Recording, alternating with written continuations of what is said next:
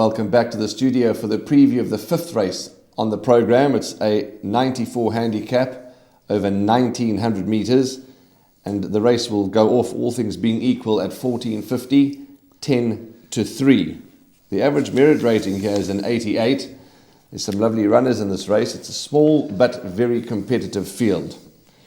Graham, let's talk about a couple of these runners.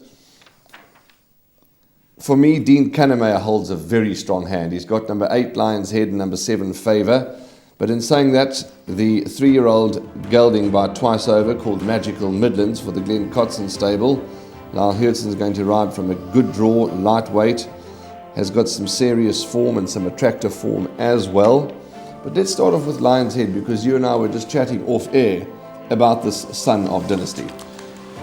Well, I think Dean's got quite high expectations for this 3-year-old son of Dynasty. He started off his career well, but he's not been putting his act together properly. I think he's been disappointing, Dean. That being said, he tries 1900 meters. He goes further than he's ever been before.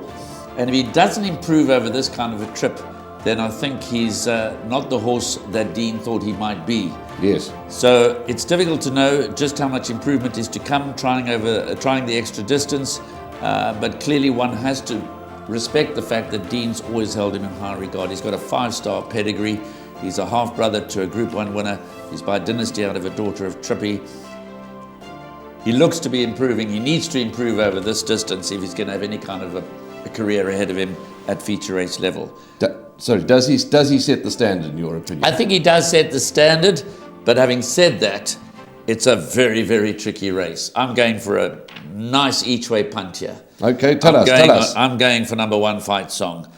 I'm hoping that Apprentice Zuma gets the best out of him with 52.5 on his back from the 1 gate. His polytrack form is very good. Both his wins have been on the polytrack. You go back to November last year in the Model Man Mile, he beat Chavut over 1600 meters. Chavut came and ran an absolute cracker over the weekend. With 52.5 on his back on the polytrack.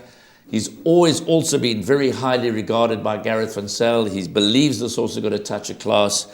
And the question mark may be the 1900 meters, but being by Noble Tune out of a Dynasty mare, I think that he will relish the step up on the polytrack. He's big odds, so I'm going for an each-way strike on number 1, Fight Song, recognizing that there are many in this race with chances. That's why we do the show, because we like to listen to one another's opinions, and we like to share our thoughts and help each other catch some winning bets. To be quite honest with you, I'd overlooked him, and you've made a case for him, and I'm going to respect him. I'm certainly going to throw him into my quartets and trifectas based on what you say. Nice lightweight. So yes, number 1, Fight Song, although at first glance did not get much of my time, I will certainly respect and include Gareth Van Zyl's horse, Fight Song. But you're right, there are others. Let's talk about the 3-year-old Magical Midlands, who's lightly raced, had 2 runs in the province, improved from run 1 to run 2 in the province. And the computer form says always chasing, tread swiftly, which he was. But for me, he's clearly got a bit of ability, this horse. I think he's got a huge upside, number 3, Magical Midlands. He's got a good a chance in this race as number 8, Lion's Head. Interestingly, the early favourite is number 2, Look for Hounds, from the Vaughan Marshall stable. So Look for Hounds, Magical Midlands, Lion's Head, those are the 3-year-olds, along with Ibuto, who hasn't been seen out since December. Those are the 3-year-olds taking on some of the older horses that have been successful, hard-knocking handicappers. Of course, Fight Song is also a 3-year-old. We've mentioned Fight Song. So I think a 3-year-old could possibly win this amongst the likes of Fight Song, Look for Hounds, Magical Midlands and Lion's Head. Out of that quartet, the winner is likely to come.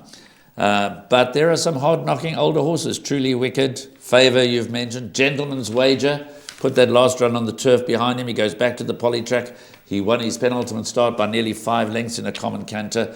So it's a very tricky MR94 handicap over 1900 meters. You can make a case for many. The expectations are that Look for Hounds, Magical Midlands and Lion's Head will improve, and that could well be the case. But I'm going to go wide here, but I'm going to stick to my guns and have a nice each-way strike at a big price. I think he's 16-1, number 1 Fight Song. All right, lovely. There we go. Graham's in the camp of Fight Song, each-way strike.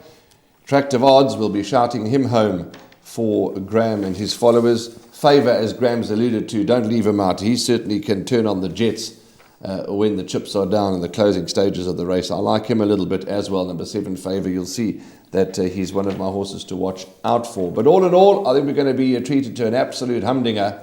Graham's in the camp. He's going for the value of Fight Song. And watch out for Favour.